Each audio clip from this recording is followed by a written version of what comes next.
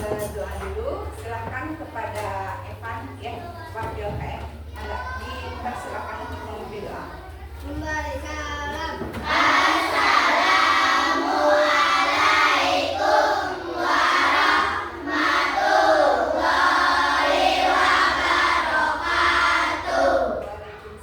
warahmatullahi wabarakatuh. Sebelum belajar, marilah kita berdoa. Berdoa dimulai.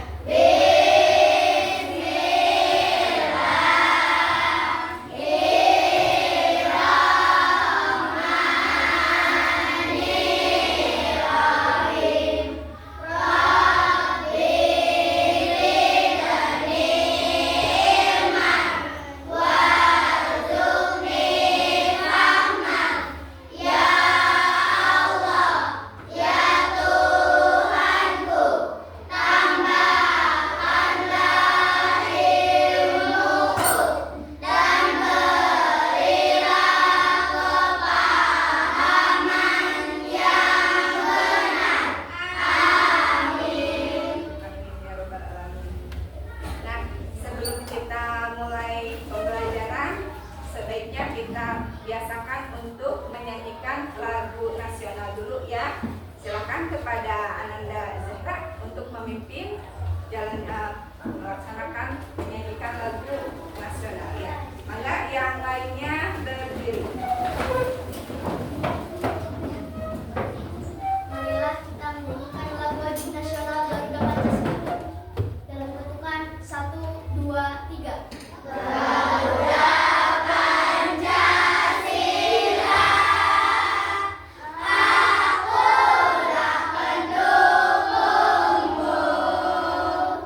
Patriot proklamasi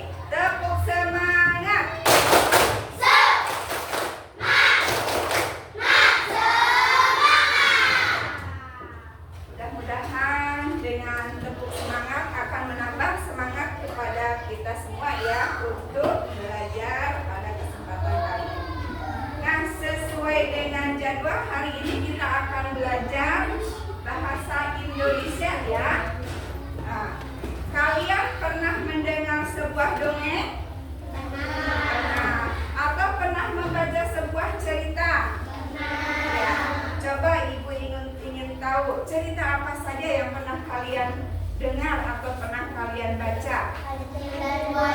Kancil dan buaya, apa lagi? Belalang sembah, apa lagi? Ya, Evan mungkin pernah baca? Ya, mungkin cerita Lutung Kasarung, ya. Terus Sang Kuryang, di mana itu merupakan legenda dari Gunung Tangkuban Perahu. Kalian suka dengan dongeng tersebut? Senang membaca dongeng tersebut? Apa sih yang ada di dongeng itu atau dalam cerita tersebut? Ya, ada apa saja? Iya, kita bisa tahu siapa aja di sana yang jadi pelakunya. Ya, terus ada latarnya kejadiannya di mana. Ya, terus biasanya juga penulis ingin menyampaikan pesan, ya, apa yang ingin disampaikan dari cerita tersebut. Ya, nah itu yang akan kita bahas hari ini, yaitu unsur intrinsik dalam sebuah cerita. Ya. Insya Allah dengan kita membahas unsur intrinsik ini, nanti kita akan memahami ya apa saja sih yang ada dalam cerita tersebut. Nah, sebelumnya apa yang dimaksud dengan unsur intrinsik itu? Ya, unsur intrinsik adalah unsur-unsur yang ada dalam sebuah cerita di mana unsur tersebut bisa membangun cerita tersebut sehingga pembaca atau pendengarnya bisa mendapatkan pesan yang jelas. Itu adalah unsur intrinsik. Ya, dengan memahami unsur intrinsik ini nanti kalian dapat yang menyebutkan tokoh, ya, penokohannya, latar belakang, terus apalagi amanat, ya. Terus alur cerita dan juga sudut pandang dalam sebuah cerita. Itu yang ada dalam unsur intrinsik. Siap untuk belajar? Siap. Ya.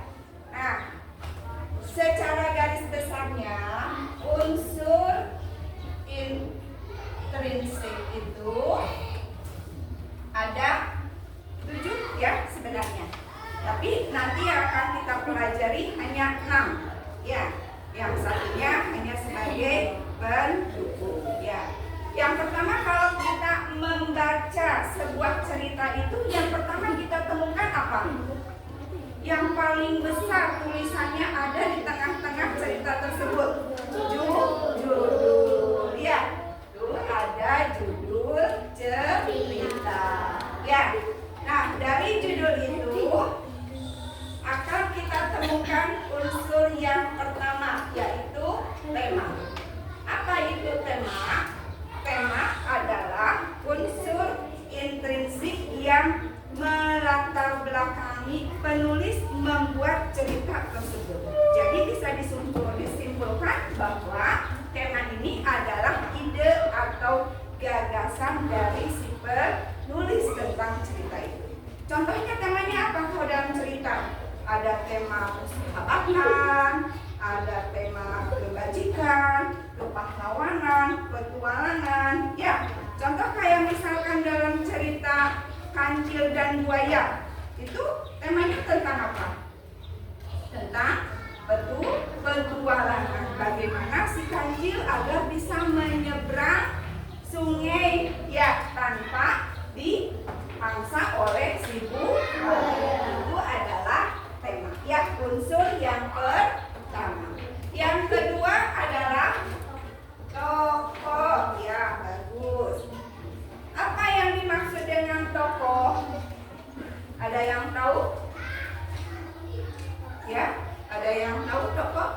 Tokoh adalah ya individu atau pelaku yang ada dalam cerita. Biasanya penulis membuat sebuah tokoh itu bisa itu orang, benda maupun binatang. Kemudian si penulis biasanya memberi gambaran yang tentang tokoh itu, baik secara fisiknya, sifat sifatnya maupun keadaan tokoh tersebut dalam cerita tersebut. Nah, itulah yang disebut dengan penokohan ya, atau pemberian karakteristik pada seorang tokoh ya, penokohan.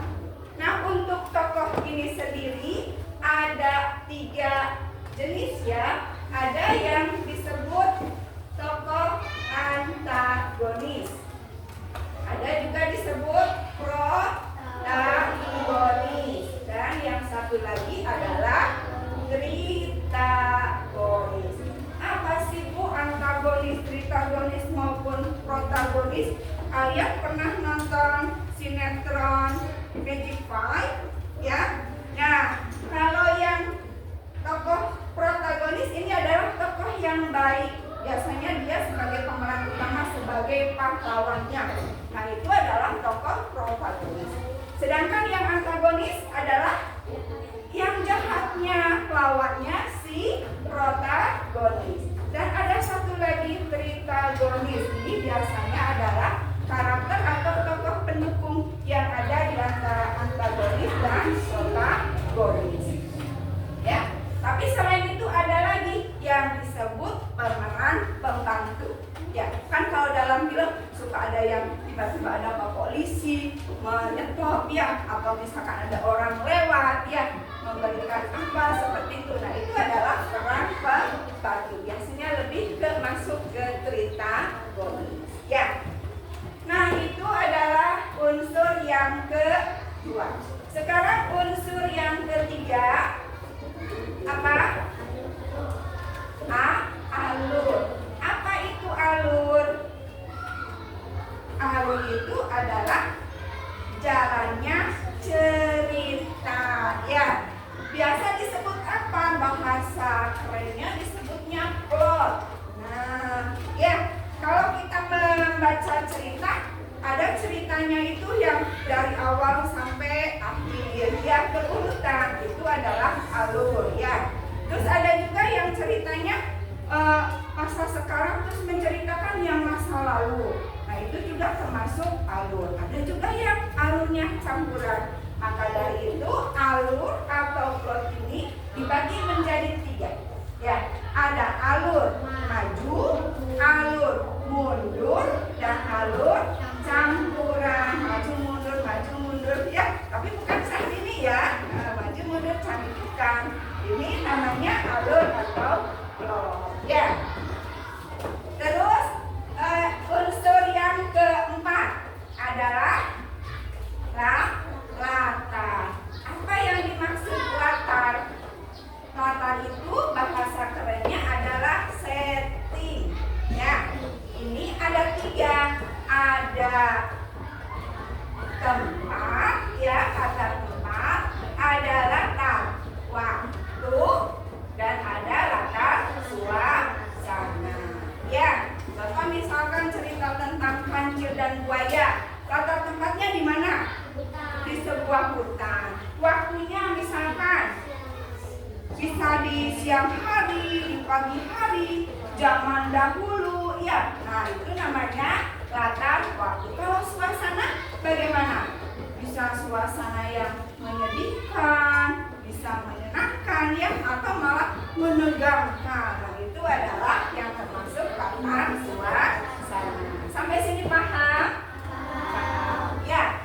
Kita lanjut ke unsur berikutnya, yaitu apa? Tema, tokoh, dan sudut pandang. Ya, apa itu sudut pandang? Yaitu penulis menempatkan si tokoh dalam cerita itu. Ada 3 sudut pandang. Yang pertama adalah sudut pandang pertama. Nah, kalau sudut pandang pertama biasanya si tokoh itu mengaku dirinya sebagai aku. Ya, aku adalah seorang gadis piatu. Ya, misalkan aku hidup dalam keadaan serba kekurangan. Nah, itu kalau tokoh tersebut mengaku dengan aku, itu adalah sudut pandang pertama. Ya. Kemudian kalau si pengarangnya menempatkan tokoh itu dengan sebutan kamu, ya,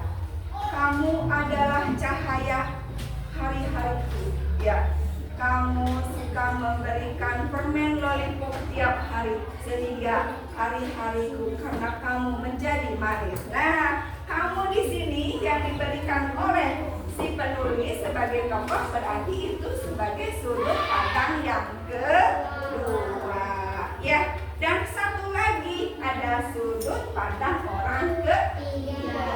Nah, biasanya paling banyak cerita dengan sudut pandang orang ketiga, di mana si penulis menyebutkan tokohnya sebagai nama orang, ya, nama benda, nama binatang, atau dengan sebutan dia, ya. Nah, itu adalah sudut pandang orang ketiga. Coba kalian pernah kan membaca cerita tentang kancil dan buaya? Ya, di situ penulis menyebut tokohnya sebagai apa? Kancil dan buaya. Berarti sudut pandangnya sudut pandang 1, 2, atau 3? 3, ya, seperti itu. Dan yang terakhir adalah amanat. Ya, apa itu amanat? Amanat adalah pesan yang ingin disampaikan oleh si penulis dari cerita tersebut. Biasanya kalau cerita itu kan banyak mengandung nasihat, ya. Contoh kayak misalkan kancil dan buaya, kira-kira menurut kalian amanat apa yang ingin disampaikan penulis? Ya, biasanya penulis ingin menyampaikan bahwa kita harus memanfaatkan kecerdikan kita, kepintaran kita untuk hal-hal yang bisa menyelamatkan kita, yang berguna, seperti si kancil yang memanfaatkan kecerdikannya agar selamat dari terkaman buaya. Ya, nah itu amanatnya. Biasanya amanat ini tersirat tidak jelas-jelas, kayak kamu harus begini-begini, tapi tersirat itu secara terselubung, tidak tertulis. Amanat itu disampaikan oleh penulis lewat ceritanya, ya. Nah, ini unsur intrinsik dalam sebuah cerita. Ya, sampai sini ada pertanyaan? Tidak ada. Sudah paham? Sudah paham. Ya, kalau sudah paham, ibu punya sebuah cerita. Kalian ingin mendengarkan dongeng? Ingin, ya. Nah, sekarang saatnya kalian mendengarkan sebuah dongeng dari ibu. Hati-hati, setelah ini, setelah ibu menyampaikan dongeng, akan ada diskusi, ya. Kalian harus bisa menentukan unsur-unsur intrinsik dari dongeng yang akan ibu bacakan. Siap? Siap. Nah, jangan sampai tertidur, ya. Kan kalau biasanya kita kalau mendengarkan dongeng pasti mengantuk dan ingin tidur, ya. Mudah-mudahan ini tidak akan membuat ngantuk, akan menjadi seru sehingga kalian tidak tidur, ya. Siap? Ya. Cerita ini adalah tentang kelinci kecil dan burung pipit. Aduh, sakit. Suara kelinci kecil menggelegar di sudut kebun Pak Rusa. Wajahnya tampak seputih kapas dan titik-titik air mulai membanjiri matanya. Ia terduduk di tanah sambil memegangi kakinya. Burung pipit yang sedang bertengger di dahan pohon dekat kebun itu segera terbang menghampirinya. Ada apa, kelinci kecil? Kakiku terantuk batu, lalu aku jatuh, jawab kelinci kecil sambil meringis kesakitan. Apa yang kamu lakukan di sini? Tanya burung pipit. Aku mau mengambil wortel itu. Kelinci kecil itu menunjuk ke arah tanaman wortel di kebun parusa. Wah, kamu mau mengambil wortel parusa tanpa izin? Tanya burung pipit. Iya, aku melihat daun-daun tanaman wortel itu melambai-lambai memanggilku, jawab kelinci kecil dengan kepala tertunduk. Ya. Sebaiknya kamu minta izin dulu ke Pak Rusa. Aku sering melihat Pak Rusa membagikan wortel-wortelnya ke binatang lain yang membantunya berkebun. Burung pipit menjelaskan. Mengapa kau berada di luar sarang?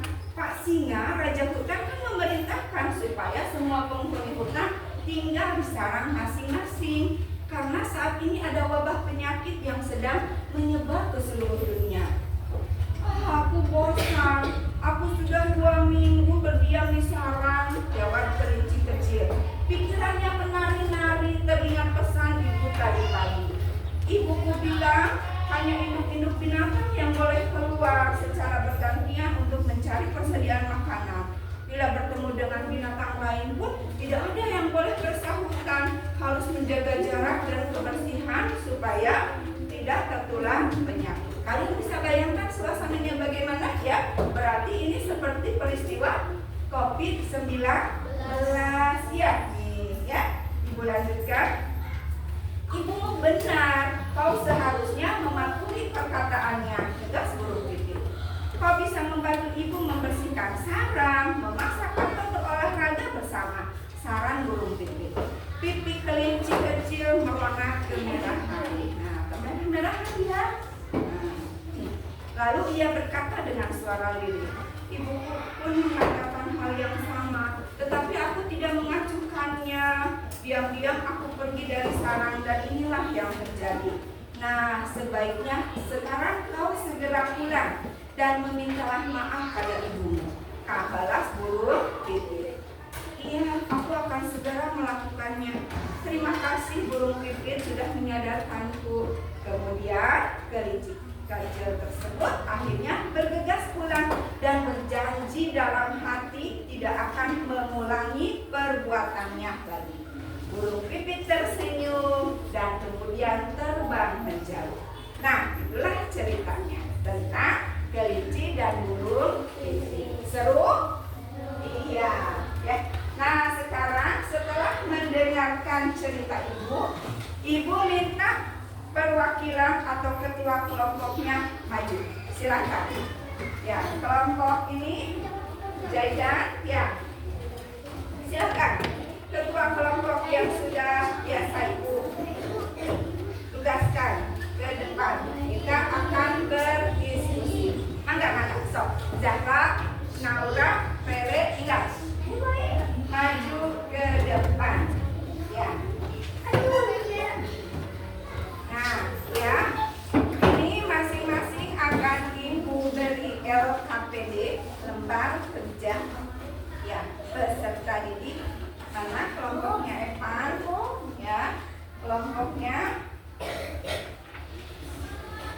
Dan satu lagi Naura sudah sama Rere, ya. Nah, apa yang harus kalian diskusikan? Di sini ibu beri tema atau unsur-unsur intrinsik. Nanti masing-masing satu kelompok ibu beri satu, ya. Nanti di sini kalian tuliskan unsur intrinsik. Misalkan kalian kelompoknya Zahra mendapatkan tema latar, ya. Nanti kalian silahkan diskusikan latar, tempat, suasana, dan waktu dari cerita yang tadi ibu perdengarkan kepada kalian, ditulis di sini, diskusikan. Paham ya? Nah, untuk pembagian ininya mau split atau diberikan ibu? Home pimpa. So, silakan. Home pimpa. Ya, siapa yang pertama? Nah, ini dulu. Sur. Batu kertas gunting. Nah, berarti yang menang siapa? Nah, pilih. Mau yang mana? Enggak. Sudut. Enggak. Ya. Lagi. Dan tema. Ya. Yang lainnya kompipas lagi.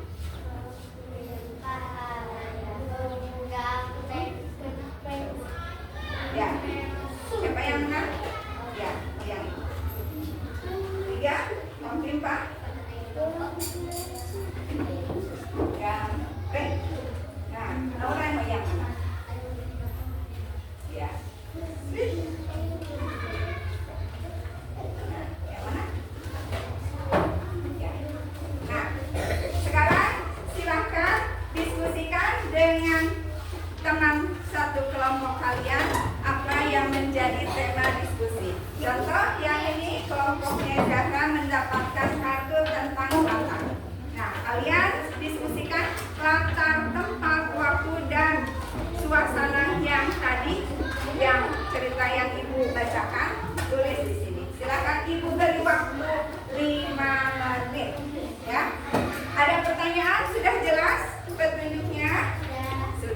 silakan. Nih. Ya. Paham yang ini kelompoknya?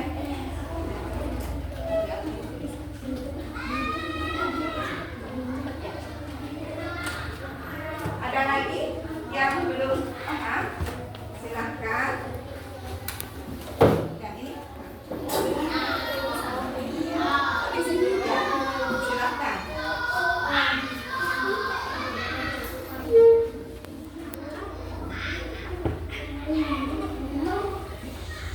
Sambil menunggu diskusi, Ibu akan beri catatan ya tentang unsur-unsur intrinsik agar kalian mudah menghafalnya. Nanti kita menyanyikan bersama ya.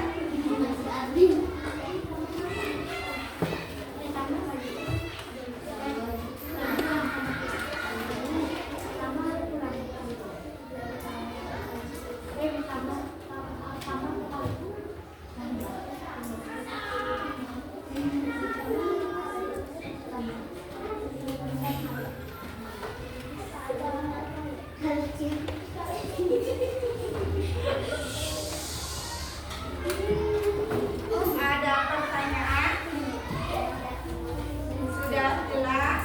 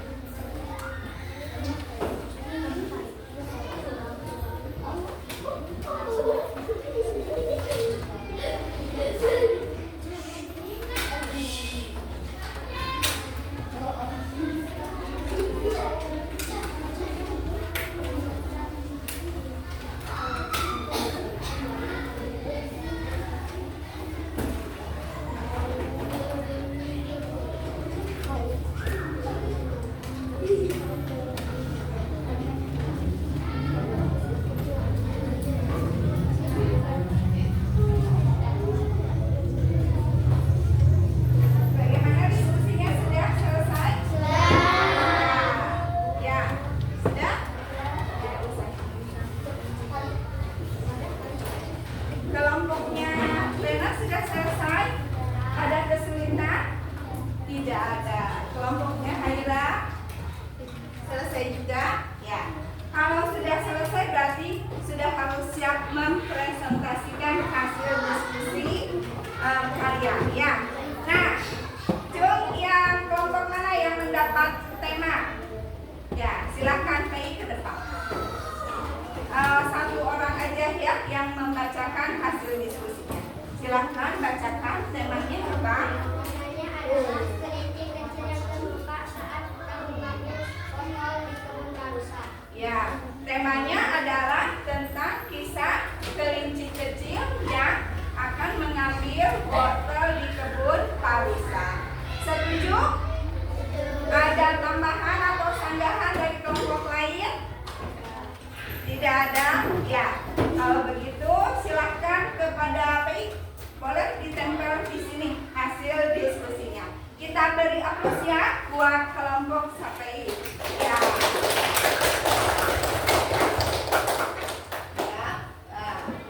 Ibu bantu ya. Ya. Jadi temanya adalah kisah kelinci ya yang terluka saat hendak mengambil wortel di kebun parusa. Ya, silakan duduk. Terima kasih. Sekarang yang tokoh atau penokohan kelompok siapa yang mendapatkan bahan diskusi ini?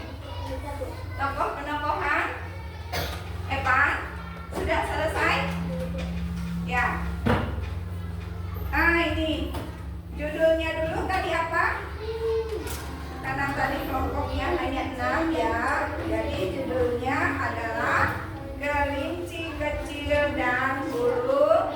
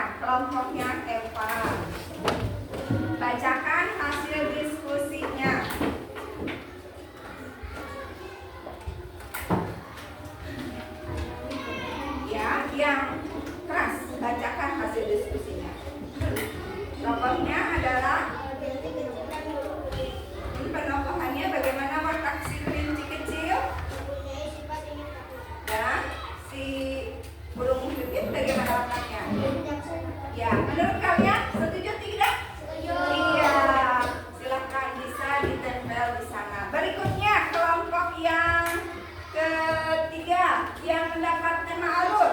Love, siapa? Silakan. Nah, aplaus dulu buat kelompoknya Evan ya. Silakan kelompok Rena. Bacakan hasil diskusinya. Ya.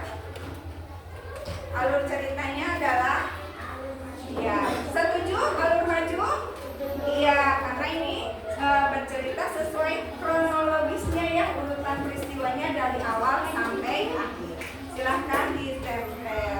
Berikutnya yang tema latar setting. Siapa? Kelompoknya Zahra. Ya, aplaus dulu buat Rena dan kelompoknya. Silahkan Zahra. Tempat duduk Pak Rusa, waktu siang hari, suasana sedih menegangkan. Ya, betul tidak? Setuju? Setuju. Ya. Silahkan ditempel ya. Jadi latar atau setting tempat kelinci adalah di kebun Pak Rusa. Sedangkan waktunya di siang hari dan suasananya sedih menegangkan. Ya, aplaus dulu untuk kemudian yang sudut pandang kelompoknya Haira. Mangga ke depan presentasikan hasil diskusinya. Bagaimana sudut pandangnya, Nak? Sudut pandang orang ketiga. Ya, kenapa bisa menyebutkan ini sudut pandang orang ketiga? Ya, karena di situ penulis menyebutkan nama tokohnya dengan nama hewan seperti kelinci, kecil dan burung pipit. Mangga, ya, tepuk tangan untuk kelompok. Dan yang terakhir, siapa yang mendapat tema amanat? Mangga ke depan presentasikan hasil diskusinya. Ya. Bagaimana hasil diskusinya? Amanat apa yang ingin disampaikan sang penulis dari cerita tadi? Ya, setuju kita harus hidup jujur? Harus patuh nasihat orang tua? Apakah kalian sudah melaksanakannya? Alhamdulillah. Ya, semoga kita termasuk golongan orang-orang yang jujur dan menjadi anak yang soleha dengan mengikuti, mentaati nasihat orang tua. Silakan ditempel. Oh, minta bantuan ibu, boleh ya? Tepuk tangan buat kelompok. Nah, dari hasil diskusi ini ya, kita sudah bisa mengamati ya, mencermati juga menyimak ya bahwa dari cerita yang ibu bacakan tadi judulnya adalah kelinci kecil dan burung pipit. Ya, temanya tentang kisah kelinci yang terluka saat mengambil wortel di kebun Pak Rusa. Dan ini tokohnya ada dua, kelinci kecil dan burung pipit, di mana si kelinci kecil ini digambarkan sebagai kelinci yang rasa ingin tahunya besar, ya. Sedangkan si burung pipit di sini digambarkan sebagai burung yang sangat bijaksana. Ya, alur ceritanya adalah alur maju dan latarnya tempatnya di kebun Pak Rusa, waktunya siang hari dan suasananya sedih. Kenapa sedih? Karena tadi kan si burung pipitnya terluka, kesakitan. Ya, sudut pandangnya orang ketiga dan amanat yang ingin disampaikan, kita harus jujur dan menaati nasihat orang tua. Ya, sampai sini ada pertanyaan? Jika tidak, sekarang saatnya kalian melakukan tugas mandiri ya. Ini sudah ibu sediakan tugas mandirinya. Ibu ingin tahu sejauh mana kalian memahami unsur intrinsik yang barusan kita bahas ya. Silahkan, di sini adalah contoh soal menjodohkan, bisa dihubungkan dengan garis ya. Ibu beri waktu 5 menit ya, karena gampang insya Allah ya, insya Allah.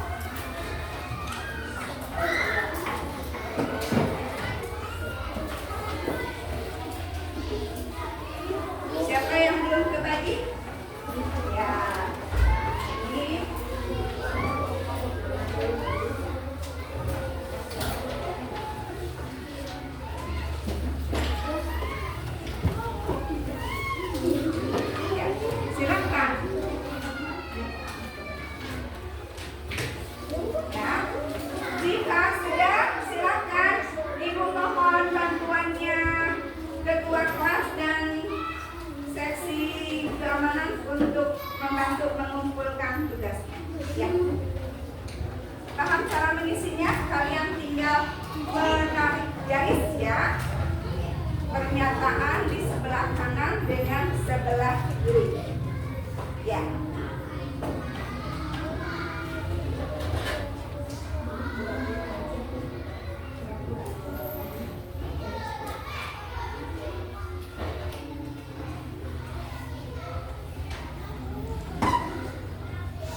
Sudah selesai? Ya, silakan Evan. Mohon bantuannya untuk mengumpulkan tugas mandiri dari teman-teman. Ya. Sama Rehan bantu Mas. Ya.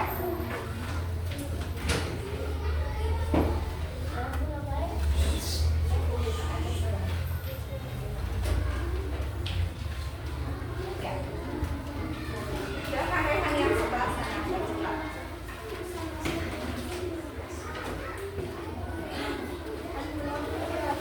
Ya. Ada kesulitan tidak? Mudah dipahami ya, insya Allah ya. Ya. So, silakan. Mana yang lainnya?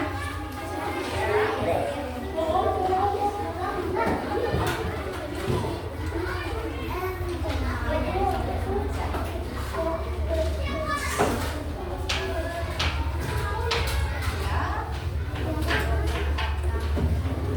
Ibu lihat ya, hasilnya alhamdulillah banyak yang sudah betul. Unsur yang menggambarkan tokoh itu disebut apa? Penokohan. Kalau unsur yang menjadi gagasan utama disebut tema ya. Unsur yang menjelaskan waktu terjadinya cerita disebut latar ya. Terus unsur yang menjelaskan pesan dalam cerita amanat, dan yang terakhir unsur yang menjelaskan urutan peristiwa